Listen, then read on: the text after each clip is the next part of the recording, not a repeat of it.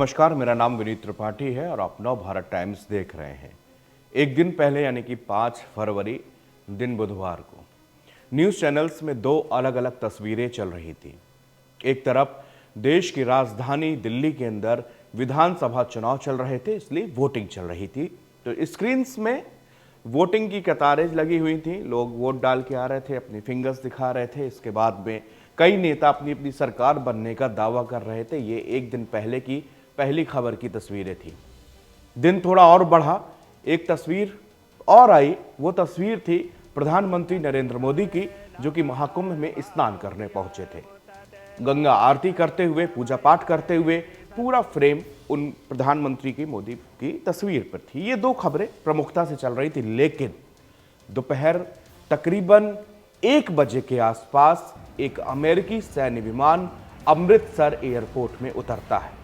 उस एयरपोर्ट पर अचानक सारे कैमरे थम जाते हैं और स्क्रीन्स पर एक बड़ा सा हवाई जहाज हमें दिखने लगता है। जी हाँ, ये वही हवाई जहाज था जहां कभी हमारे हिंदुस्तान भाई बहन कमाई के लिए अमेरिका गए और अब वहां पर वो अवैध हुए। तो अवैध प्रवासियों को अमेरिका डिपोर्ट कर रहा है। लेकिन उससे भी ज़्यादा सोचने और समझने वाली बात यह है कि वो किस तरह से उन लोगों के साथ, उन भारतीयों के साथ सलूक कर रहा है।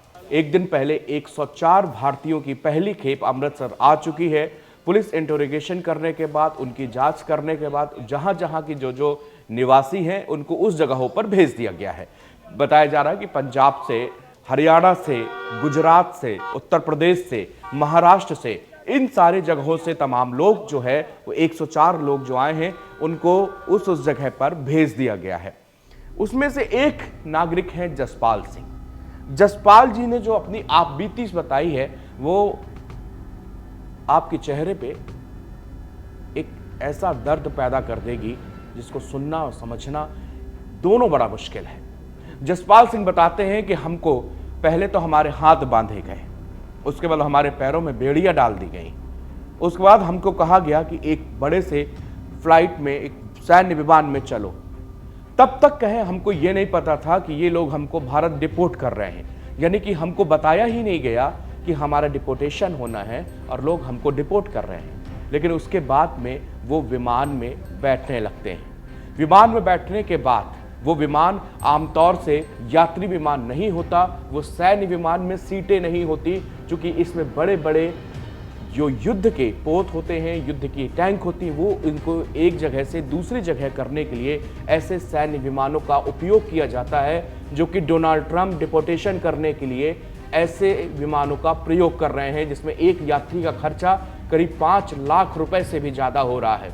लेकिन डोनाल्ड ट्रंप दुनिया को ये दिखाना चाहते हैं कि जो भी हमारे यहाँ इलीगल माइग्रेंट है वो हमारे यहाँ का क्रिमिनल है, अपराधी है, और अपराधियों की तरह किस तरह का सलूक करना है ये डोनाल्ड ट्रंप अपने उस जहाज़ों का प्रयोग करके बता रहे हैं। डोनाल्ड ट्रंप अपनी भाषा में हमेशा से इलीगल माइग्रेंट शब्द का प्रयोग नहीं करते। वो हमेशा इनके लिए एक क्रिमिनल और अमेरिकी लोगों का हित खाने वाले, अमेरिकी लोगों का टैक्स खाने वाले जैसे शब्दों का प्रयोग करते हैं।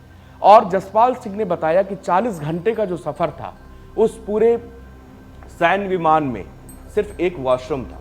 अब उस एक वॉशरूम में वो लोग हमको कई बार जाने भी नहीं देते थे। 40 घंटे के सफ़र के दौरान जो यातनाएं और पीड़ा जसपाल सिंह ने कही बताई, ये 104 लोगों की यातनाएं थी, जो 104 लोग अमेरिका से अवैध लोगों से कतार में थे और उनकी वापसी हुई है।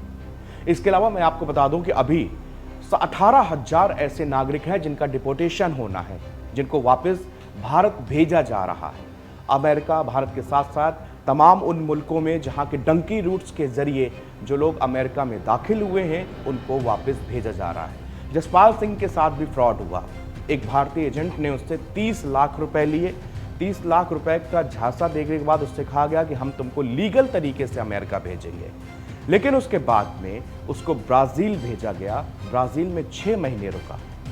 6 महीने रुकने के बाद फिर उसको डंकी रूट के जरिए अमेरिका के बॉर्डर में इंटर कराया गया, जहां से उसको गिरफ्तार कर लिया गया और फिर उसको भारत वापस डिपोर्ट कर दिया गया।